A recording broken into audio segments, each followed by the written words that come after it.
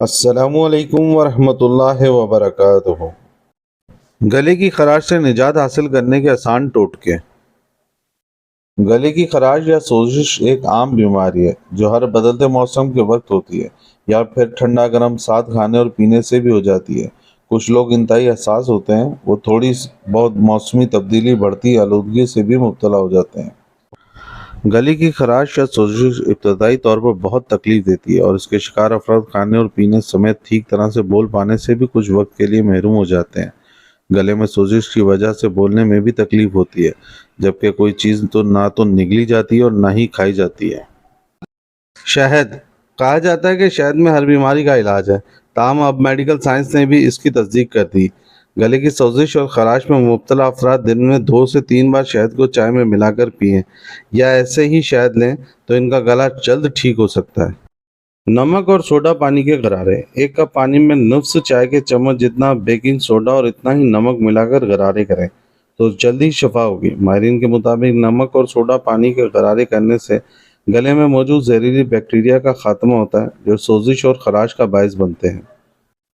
میتھی کے پتے۔ میتھی کے پتوں کو کسی بھی تیل میں ملا کر گلے کے باہر اور گردن کے ارد گرد مالش کی جائے یا پھر انہیں چائے کے ساتھ ملا کر استعمال کیا جائے تو اس سے بھی خراش یا سوزش کا باعث بننے والے بیکٹیریا کا خاتمہ ہوگا۔ میتھی کے پتوں کو گرم پانی میں ابال کر اس کے غرارے بھی کیے جا سکتے ہیں۔ لہسن۔ تھوڑے سے لہسن کو نیم گرم پانی میں ابال کر غرارے کرنے سے منہ میں موجود خراب بیکٹیریا کا خاتمہ ہوتا ہے۔ اگر لہسن کی مدد سے ٹوتھ برش کو معمول بنایا جائے تو اس سے نہ صرف دانت مضبوط ہوں گے بلکہ سانس کی بدبو کا بھی خاتمہ ہوگا۔